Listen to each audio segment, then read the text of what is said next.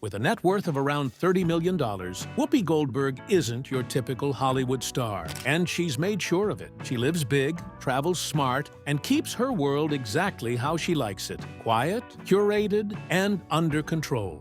So, what does life really look like behind the scenes for one of entertainment's most unfiltered legends? Real estate royalty, her homes in 2025 and beyond. Whoopi Goldberg lives in a Georgian colonial mansion in Llewellyn Park, West Orange, New Jersey. The house was built in 1927 and has a total area of 9,486 square feet. She bought the property in 2009 for $2.8 million. It is located in one of the most private and historically rich neighborhoods in the state, just about 14 miles from New York City. This location gives her privacy without being too far from her studio work in Manhattan. The mansion has 23 rooms in total. It includes 8 bedrooms and 7 bathrooms. There is a chef's kitchen with granite countertops, a wine cellar, a billiards room, a gym, and a swimming pool. Every part of the house is designed to match her personality. The interior features dark mahogany furniture, rich wall colors, and original art pieces. Some of the artwork was inspired by Elizabeth Taylor, who was one of Whoopi's close friends. The entrance to the home opens into a formal hallway that connects to several main living areas. The dining room is large and open, with tall windows that bring in natural light. The living room is decorated with a mix of traditional and eclectic elements, including old movie posters, sculptures, and antique lamps. Whoopi's love of books is clear from the multiple reading spaces throughout the house, each with its own style and collection. Outside, the house sits on more than 2 acres of land. The backyard has a large stone patio that wraps around the pool area. The trees and landscaping give the whole property a private, peaceful feeling. Even though she works in a public role, her home is quiet and relaxed. Whoopi also owns a second home in Sardinia, Italy. The house is located on a private peninsula and faces the Mediterranean Sea. It is designed in traditional Mediterranean style with terracotta roof tiles, whitewashed walls, and wide terraces. The home blends into the surrounding landscape and doesn't stand out from the natural beauty around it. There are large windows throughout the villa, allowing sunlight to fill each room. The back terrace runs the length of the house and overlooks the water. A small pathway leads down to a private beach that only she and her guests can access. Inside, the Sardinia villa has a simple, cozy layout. The walls are decorated with artwork made by local Sardinian artists. The kitchen is rustic with wooden cabinets, stone countertops, and a farmhouse-style table in the center. She uses local produce and ingredients to cook her own meals when she stays there. The living area includes soft couches, woven rugs, and a fireplace. The bedroom spaces are simple but full of character, with wood beams, soft linens, and natural textures throughout. The house is designed to feel quiet and slow-paced, perfect for unwinding. Over the years, Whoopi also owned a few other properties that matched different phases of her life. For instance, in 1993, she bought a 7,000 square feet Art Deco-style mansion in Pacific Palisades for $2.5 million and sold it in 2018 for a staggering $8.8 million. In 2003, she picked up a 745-acre farmhouse in Vermont, complete with open fields, trails, and a horse barn. She also had a Soho loft in New York City that she bought in 2007 for $4 million and sold in 2010. All these homes show how much she values space and quiet, but her taste in cars reveals something even more personal. Her cars: quirky, classic, and comfort first. One of her favorites is a black Volkswagen Beetle. It's simple, reliable, and has that timeless charm. Depending on the model and year, a Beetle usually costs between $20,000 and $25,000. This isn't a car you buy to show off. It's the kind of car you choose because it makes you smile when you see it parked in your driveway. Her other car is a Jaguar XJS convertible from the mid-1990s. That one is more of a classic. It's got long, clean lines, a quiet engine, and that vintage British style. The value for a well-kept Jaguar XJS ranges anywhere from $25,000 to $45,000. It's not the kind of car you take on high-speed runs down the freeway. It's the one you cruise around in on a clear day, windows down, sun out, no rush. It feels elegant, but never over the top. Both of these cars say something about Whoopi's taste. She doesn't chase trends, she chooses what she likes and sticks with it. The Beetle is playful and nostalgic. The Jaguar is classy and laid back. But there's another layer to this, though. Whoopi doesn't drive much anymore. She's been open about dealing with eyesight issues. Over time, it became clear that being behind the wheel wasn't the safest option, especially in busy city traffic. These days, she uses a chauffeur to get around. It's practical, and it gives her the freedom to relax during travel instead of worrying about the road. Still, she keeps her cars around. They're part of her story and part of her comfort zone. Her favorite rides stay parked most of the time now. For longer trips, she's found a new way to travel. The fear that took flight. Whoopi's Jet Set upgrade.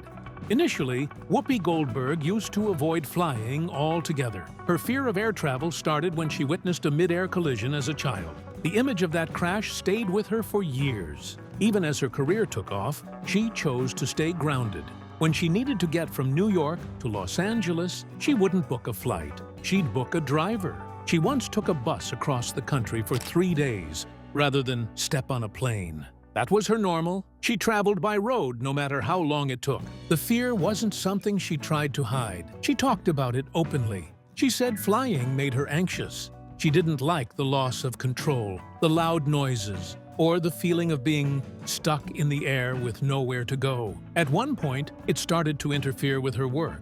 There were events and roles she couldn't take because getting there involved getting on a plane. Eventually, she knew it had to change. So in 2009, she signed up for a program called Flying Without Fear. It was run by Virgin Atlantic and designed for people who were terrified of flying. The course broke down every part of air travel, from how turbulence works to what pilots do in emergencies. She learned about safety systems and engine sounds. The instructors explained each step in plain language so that it didn't feel overwhelming. That knowledge gave her something she never had before: context. Although the fear didn't go away overnight, it became something she could manage. After the course, she was finally able to fly again.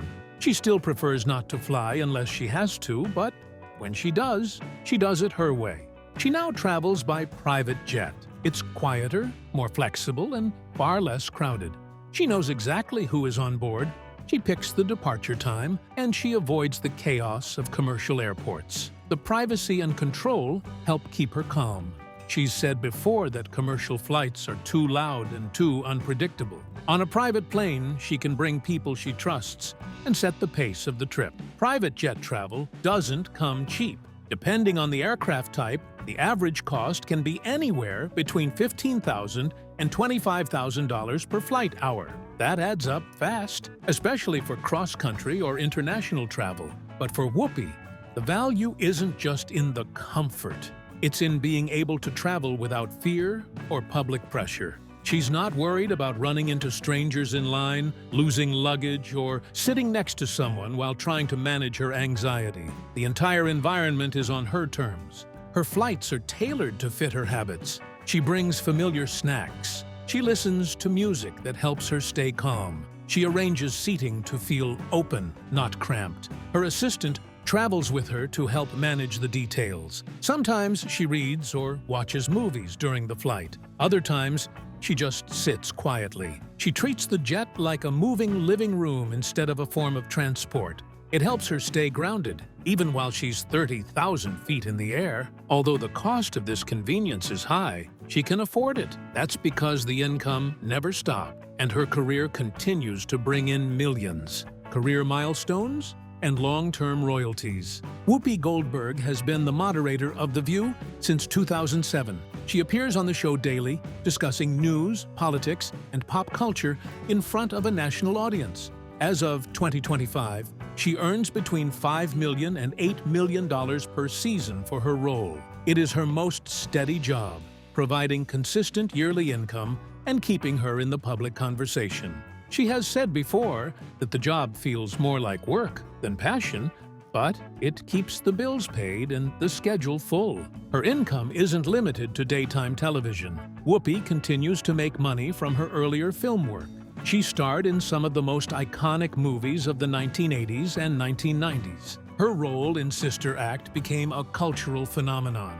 And the sequel, Sister Act 2, Back in the Habit, made her one of the highest-paid actresses in Hollywood at the time. For that film alone, she earned up to $12 million. The money from Sister Act didn't stop after the movies left theaters. Both films still bring in revenue from TV licensing, syndication, and streaming. She receives royalties every time they air or appear on platforms like Disney Plus or cable channels. These payments aren't always huge, but over time, they add up. It's a reliable stream that continues to come in years after the work is finished. She also earns residuals from other major roles. Her Oscar-winning performance in Ghost, her lead role in The Color Purple, and her voice acting in The Lion King and Toy Story 3 all still generate revenue. Those films are still widely watched, rented, streamed, and broadcast. Because of that, her name stays active in royalty systems. Even if she doesn't take on new roles, she continues to be paid for past work. Whoopi's acting resume includes more than 150 film and television credits. That includes live-action films, animated projects, sitcoms, and drama series. Some roles are small cameos. Others are starring performances. But each credit carries potential for residual income, depending on where and how the content is used. That kind of volume helps build a financial foundation that doesn't depend on being in the spotlight all the time. She has also done serious drama, broad comedy, voice acting, and theater. This range keeps her name relevant in different corners of entertainment. She continues to work not because she has to, but because her skills are in demand and her reputation still carries weight. The combination of daytime television and long-term royalties gives her financial stability. It means she doesn't need to accept roles she doesn't want. She has the freedom to pick her projects, take breaks when needed, and focus on business or personal interests without risking her income. That kind of control isn't common in the entertainment world, but Whoopi has earned it by staying consistent for decades. She has built a career that still pays even when she steps off screen. That flexibility has given her room to explore other ventures beyond acting. Some have worked, some haven't. But the base has stayed strong. Business bets, cannabis, and clothing. In 2016, she stepped into the cannabis industry with a company called Whoopi and Maya. It was co-founded with Maya Elizabeth, who had already built a name in the cannabis world. Their focus was menstrual pain relief, a subject most brands avoided. Whoopi had personal reasons for supporting it. She had dealt with painful cramps for years and wanted something better than what was on pharmacy shelves. The company sold cannabis-infused products like bath soaks, balms, and tinctures made specifically for women. It was one of the first times a celebrity openly supported cannabis use for menstrual health. The brand gained media attention quickly. It wasn't a gimmick or a vanity project. Whoopi believed in the products and spoke publicly about why they mattered. For a few years, the business showed promise. The products were available in legal markets, and many customers responded well to the idea. But by 2020, the company shut down. Reports pointed to internal disagreements between Whoopi and her business partner. The exact details were never fully explained, but the closure was confirmed. Whoopi didn't shy away from the disappointment. She said she was proud of the idea, even if the business didn't last. That experience didn't stop her. In 2024, she launched a new cannabis brand called Emma and Clyde. This time, it carried a deeper personal meaning. She named it after her late mother, Emma, and her brother, Clyde. The goal was the same, to make cannabis products that support wellness. But the branding came from a place of family and memory. Emma and Clyde entered a more mature cannabis market than her last company did.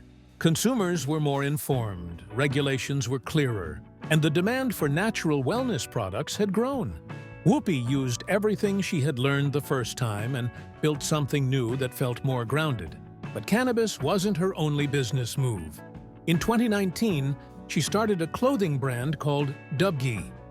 The name was based on the way she pronounces her initials, WG. This line had a different mission: comfort, inclusivity, and everyday wear. The clothes were designed for all body types, with a relaxed fit and soft fabrics. They didn't follow seasonal fashion cycles or runway trends. They were made for people who wanted to feel good in their clothes, not squeeze into them. WG was sold through Amazon and Neiman Marcus. Prices ranged from $50 to $200, depending on the item. That made it accessible without feeling cheap. Reviews mentioned how wearable the clothes were, especially for travel, work-from-home days, and casual errands. The brand didn't explode in the fashion market, but that wasn't the point. It was about putting something useful into the world. These ventures are out in the open, but her day-to-day life is something else entirely. She keeps that part quiet, simple, and close to home. Daily living, books, comfort, and personal space. She wears loose-fitting clothes that feel good on her body. Oversized tunics, sneakers, and soft fabrics are what you'll usually see her in. She doesn't care about designer trends or expensive brands. Her outfits are chosen for comfort, not attention. She likes to feel relaxed, whether she's at home reading or walking through her garden. The same approach applies to how she moves through the rest of her routine. If it feels good and works for her, she keeps it. She spends a lot of time at home. The mansion in New Jersey isn't just for show. It's where she works, reads, eats, and decompresses.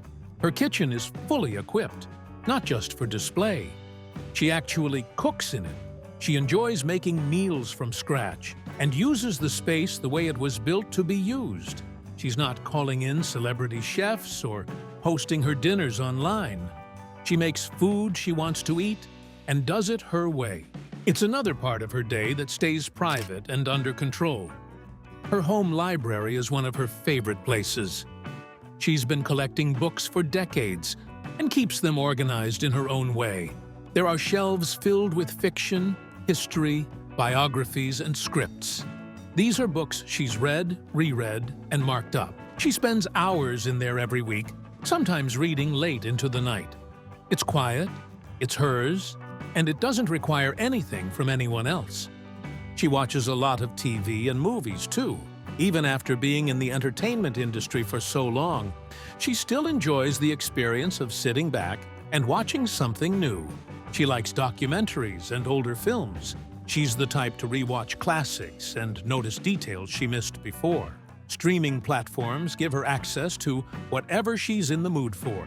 She's said in interviews that she values those hours on the couch because they give her a mental break from the world outside. She also likes to control her environment down to the smallest details. Lights are dimmed to match her mood. Rooms are filled with furniture that feels lived in, not staged. She surrounds herself with things that have meaning. The art, the rugs, the scents, everything is picked with intention. That control helps her feel settled. So, her daily life isn't shaped by what people expect from a celebrity. It's shaped by what she needs to stay focused and calm. That kind of structure shows up in more than her furniture or closet. It's how she handles her relationships too. Relationships, family ties, and public moments. Whoopi Goldberg was married to Alvin Martin from 1973 to 1979. They met when she was working through addiction recovery, and he was her counselor. During their marriage, they had a daughter named Alexandria Martin. Alexandria has built her own career as a film producer and has 3 children of her own. In 2024, Whoopi became a great-grandmother for the first time. She's spoken about it with a sense of quiet pride, but she doesn't post about it or bring cameras into her family's life. Her role in the family isn't loud or showy. She provides support, financially and emotionally, and stays close to them in a way that works for her. She doesn't take on the role of a traditional grandmother or great-grandmother. She's made it clear that she doesn't enjoy being fussed over, and she doesn't fuss over others either. But she's there when needed, and her family knows that. She's involved without being controlling. She shows up, writes checks, and steps back when space is needed.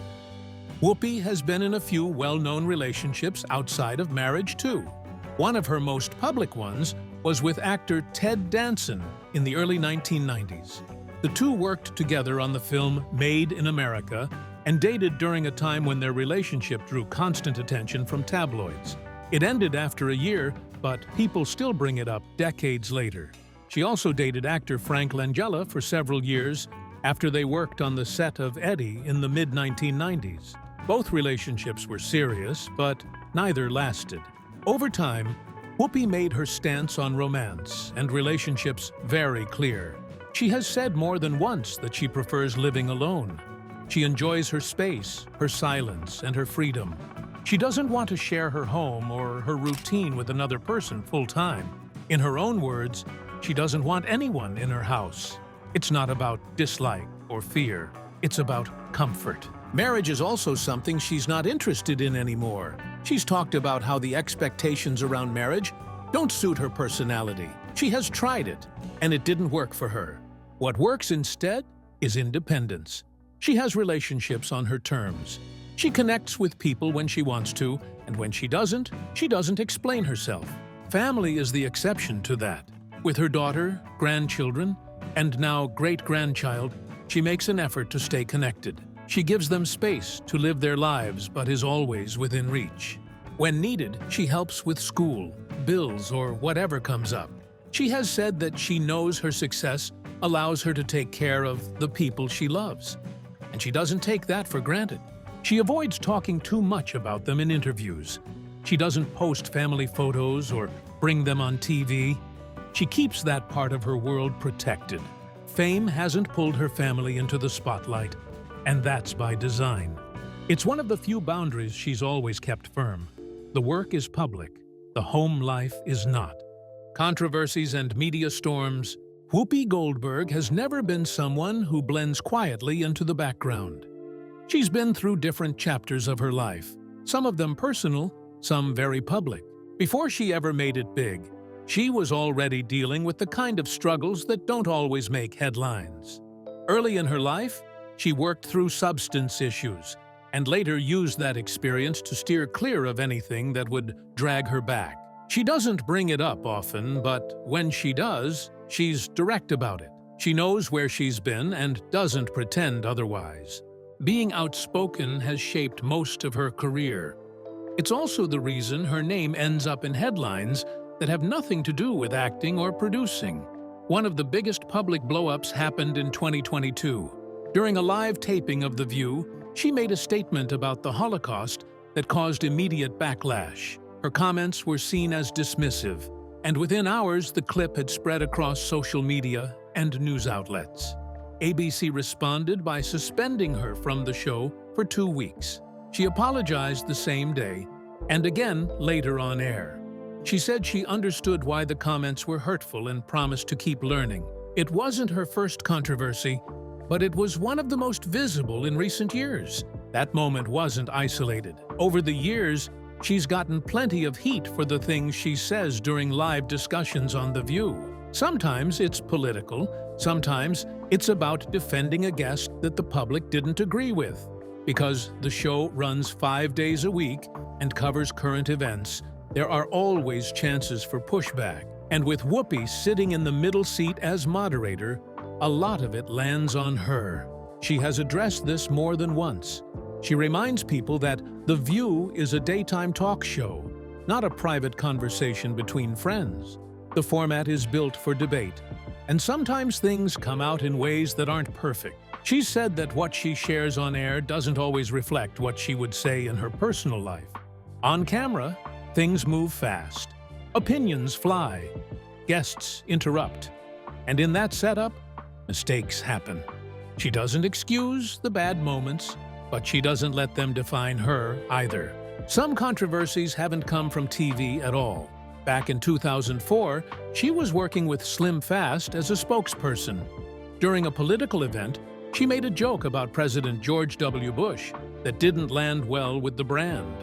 Slim Fast dropped her from the campaign soon after. The reaction was quick and public. Whoopi didn't apologize that time. She said the joke was part of her act and stood by it. It's one example of how her humor, often blunt and political, can become a liability in commercial settings. Despite these controversies, Whoopi shows no signs of slowing down. Whether she's producing new projects, running her businesses, or simply enjoying quiet time at home, she moves forward at her own pace. With a legacy already locked in and a lifestyle built for balance, her next chapter will unfold exactly how she wants it to. If you've been watching this thinking, "Wow, I didn't know half of that," you're not alone. Hit that like button if you learned something new, and drop a comment below. What surprised you the most about Whoopi's lifestyle?